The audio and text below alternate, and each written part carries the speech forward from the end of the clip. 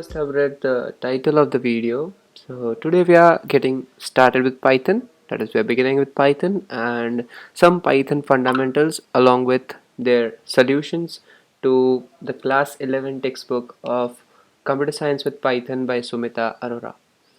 So basically, beginning with Python, it's a programming language which was developed by Guido van Rossum in February 1991, and it was based on basically two programming languages.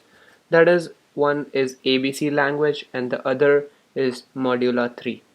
So basically Python is a very easy to use, object oriented language. So some of its plus points are like it's an expressive language, fewer lines of code, and a more simpler syntax.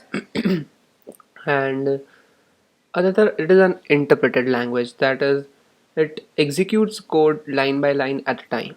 Okay, then the next thing is its completeness. You get everything to do. You have a lot of libraries and you can install additional libraries. And another plus point is it's a cross platform language. Sorry, it can run on a variety of platforms equally well. It can run, and thus it's a portable language. Okay, then the next thing is it's a free and an open source language. Free and open source means it can be easily available by anyone. Anyone in the world can access it. He or she can download it and use it. And it has a variety of usage. Okay, scripting, web applications, game development, and a lot more. However, everything has its pros and cons. So some of its minuses are not the fastest language, maybe. So since there are much better languages than Python which can run at a faster pace, then it has comparatively lesser libraries than C language, Java, and Perl. But also it is not very strong at catching type mismatch issues. For example, if you declare a variable as integer but later store a string value in it, the Python won't complain, or it won't pinpoint you to make sure that you have an error. Okay, so also Python is not easily convertible, so that's another minus point. And yeah, so working in Python, we can work in a lot of ways. We have Anaconda, then we have Jupyter Notebook. We can also use the Python IDLE. IDLE is basically integrated development learning environment. So you can work in Python IDLE in two ways. One is the interactive mode, the other is a script mode. In interactive mode, we have basically a three greater than sign pointers where we can put our code and instantaneously it gives us the output. The script mode is a thing where you can write the entire code and then run the entire code at one go. Okay, so I think this much of basics are enough to begin with Python fundamentals. So let's begin making a first Python file. So personally, I prefer using Visual Studio Code for writing Python codes. So there are many text editors available for that purpose. Even you can use Notepad, or there is Atom, Sublime Text. There are a lot more. So it depends on you that whichever is more comfortable you are with, you can use that one. So let's make a new file, and okay, first of all let's save it. Yeah, so I have my folder as Coderzz, and let's save it as lecture1.py. okay. Yeah, so our file has been saved, and Visual Studio Code or VS Code can now detect that it is a Python file. So here he has the VS Code has shown that you are now writing your code in Python language, and this is the 64-bit Python 3.8.7 version that VS Code will use to interpret our code. Okay, so let's first begin with some Python fundamentals. There is something called tokens in Python. So tokens are basically, the smallest individual unit in a program, like the smallest word you can say in a program is named as token. There are basically 5 types of tokens. One is let's just write in comments right now. When you write in three quotes, it is known as a comment in Python. It is not used as a part of program, but it's just something that you want to write. So I'm writing it there.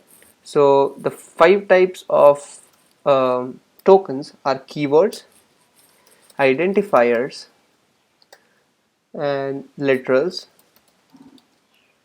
then operators, and the last are punctuators or punctuators, whatever I say, punctuators. Okay, so we'll discuss them one by one here. So keywords are like they are words that are specially reserved by Python. Like these words you can't use at some another place. Like the word if else, you might have heard that it is used for conditional programming, that if this condition is satisfied, then do this part of the program, else do this part of the program. So that if and else, those if and else words are being reserved by Python, so they are known as keywords. So there are a lot of keywords, and I'll provide you the list of all the keywords at the PDF file which is available below in the description box. Okay, so the next is identifiers. So identifiers are basically like when you store something that has a value, so like x equal to 3. So here the x is known as the identifier.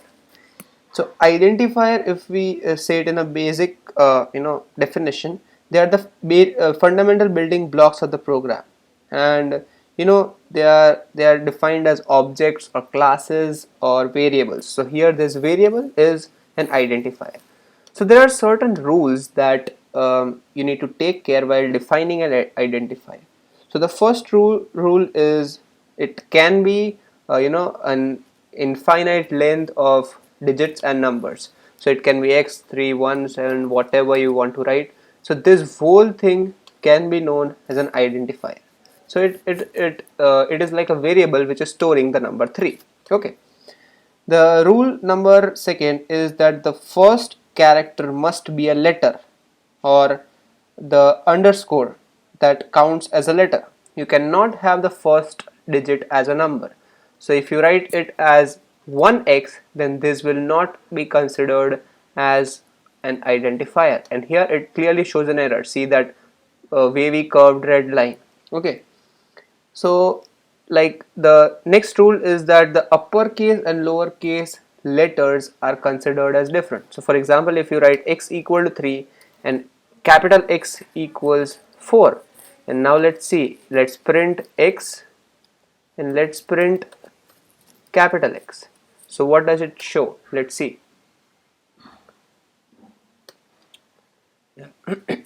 Wait a second, it's running. Yeah, see, so the small x shows 3 here, while the capital X shows 4 here. So okay, so the capital and the small letters, or the uppercase and the lowercase variables are considered different. However, both are x, but one is smaller, one is the uppercase.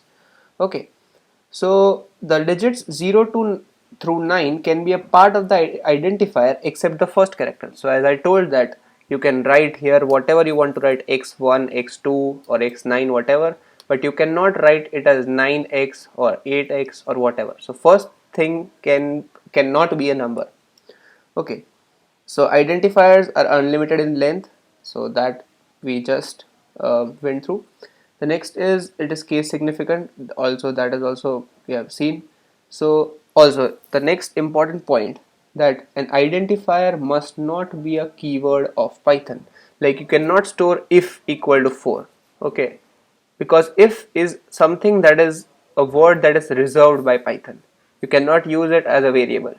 Okay, so if you cannot use, like else also you cannot use. Similarly, there are many more, that print equal to 4, you can also not use it like that.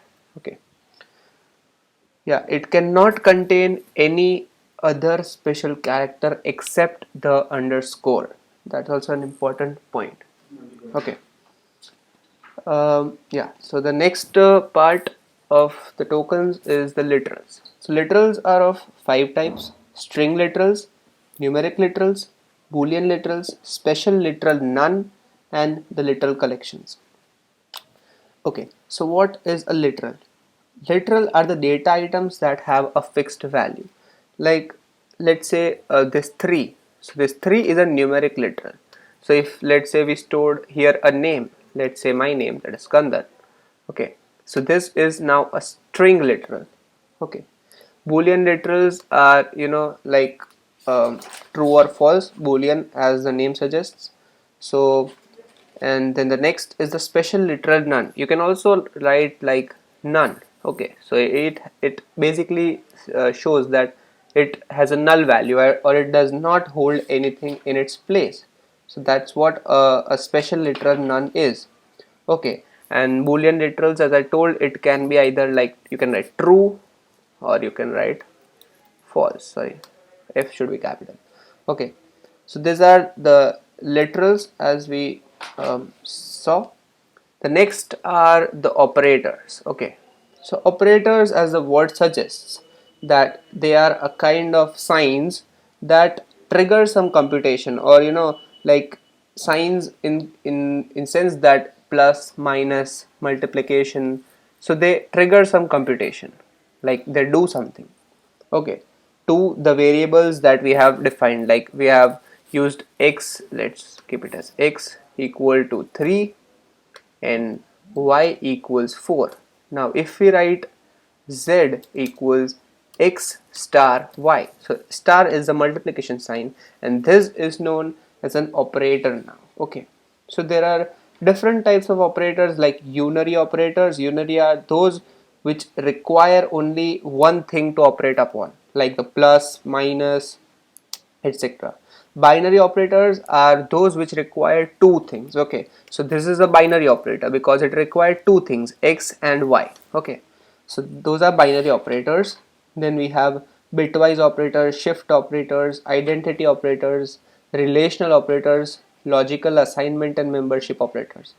We'll discuss them in detail at a later stage. Okay, then we have the punctuators. Punctuators are nothing but symbols that are used in programming languages to organize the programming sentence structures, and just to make it look better. Okay, so now we are going to discuss some basic parts of a program. So let's begin it quickly. So first of all, we have something known as comments. As I already told you, that whatever you write within this triple quotes, it is known as a comment. We also have some another ways of writing a comment, like put a hashtag and write a single line comment. Like suppose this is a comment.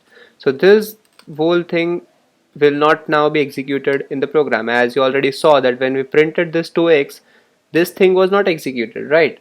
So comments are something which the programmer writes for the sake of understanding, like whoever reads the code, he or she can understand it better. So we can write some comments here.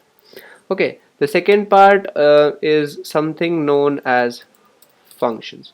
Functions are basically something like a block of code which you can use it repetitively in the program. Like if you don't want to write hello every time, you can put it in a function and just call the function later on whenever you want to print hello. So every time you don't need to write print hello, print hello. Okay, so that is something which we'll learn in more depth at a later stage. The next thing is a statement. What are statements? Statements, as the word suggests, this entire thing is itself a statement.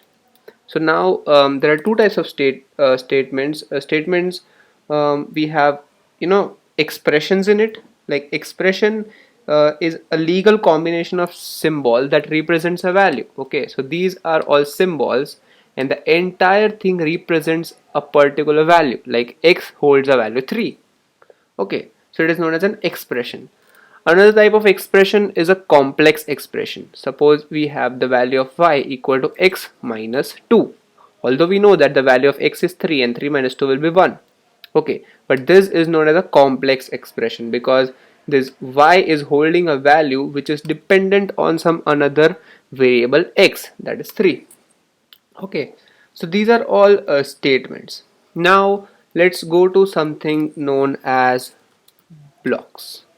Okay, now let's write an if else condition, like if x is greater than 3, print yes, or else print no. Okay, so now this entire one thing that gets completed, it is considered as a block. uh, it has one indentation. If you see, this space is known as indentation. Okay, so always whenever you use something like if else statements, you need to put a colon here and also put an indentation here, that is put by default by VS Code. Okay, because it understands the language. So this thing which it is under one indentation, then it ends here. Okay, here a new block starts from else till here. So this one thing is called a block, and this another is another block. So these are some things which are the basic parts of a Python program. Okay, so now let's see what function is at in some more detail. Okay, so for creating a function, you always need to write the word def, that is define. So let's define a function. Let's say function. Okay, and you always need to put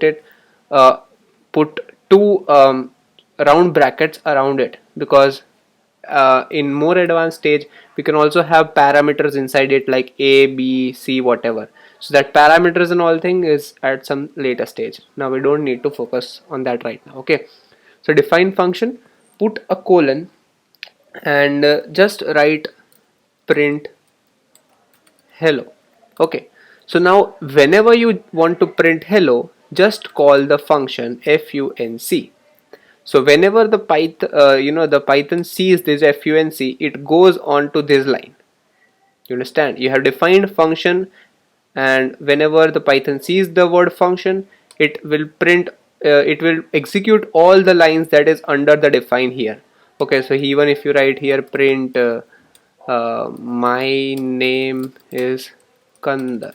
Okay, so whenever it sees the word function, it will print hello, and it will print my name is Kandar, or any n number of lines that you put below that. Okay, so now let's run it and see.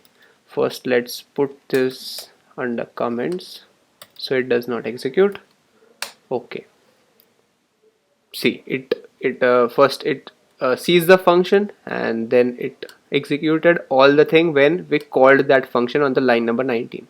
Now if you change the name, then it will show an error, because this type of function name is not defined. You wrote here function 1, but here you called function, but that was something that was not defined at all. So Python does not know that what to call now. Okay, so that is what functions are.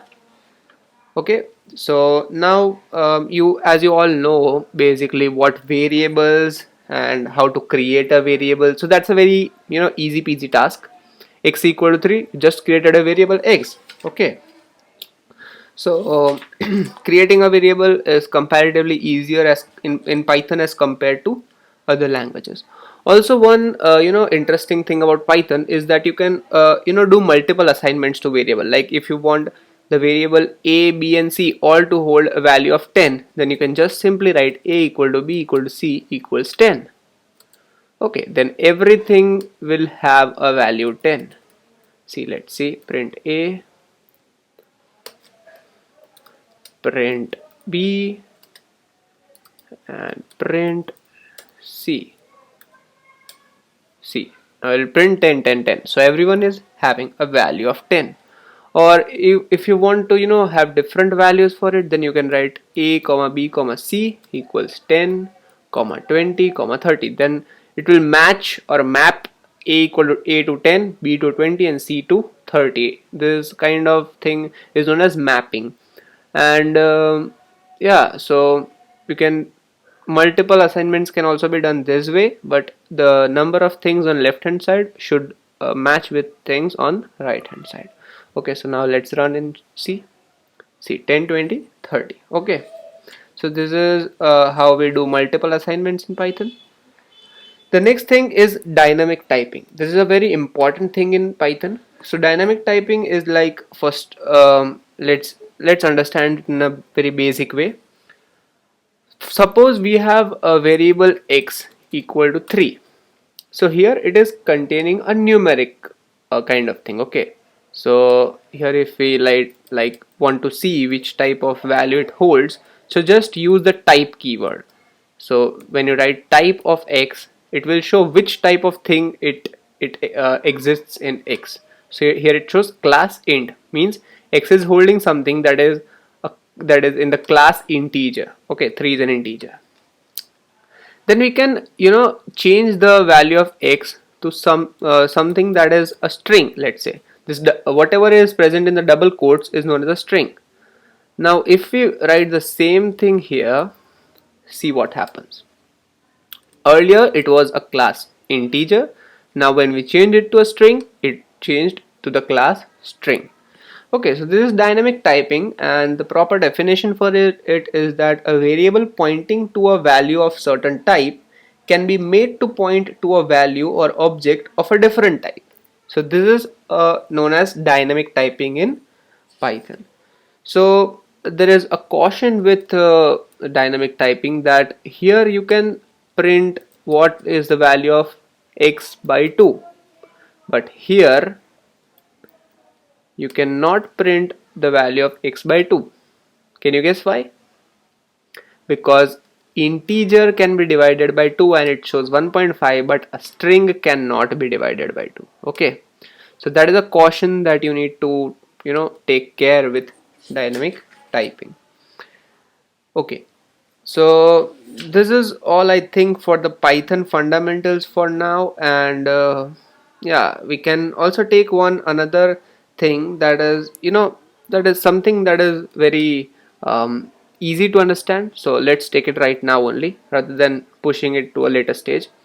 So for example, if you want to take some input from the user, let's say you want to ask the user what is your age. So let's write age equal to input, and input is something that will hold the program at that stage, and wait for the user to enter something. So let's write what is your age. Okay, so it will ask. Now whatever the user will write will print that here, and let's say you want to print it in the manner your age is like this, because here the age is the variable that we have taken here. So whatever user will enter, it will get stored in the variable age, and it will print your age is, and then whatever the user entered. Okay, so let's see what happens. See, here it is waiting for us to enter the age. So let's say 18. So here it will print your age is 18. Now there is one thing, if you think a bit, there can be some error. Let's say if we write here ABC, then it will print your age is ABC, but this thing should not happen. So for that, we'll always convert this thing into an integer. Now if anyone writes ABC here, then it will create an error. Why? Because ABC cannot be converted into an integer. So for this thing to be sorted out, we can write try, and then we can put it here in an indentation, except, and print enter a numeric, enter an integer value, let's say integer value. Okay, so what this will do, okay, wait, yeah, so print, we can take it inside this.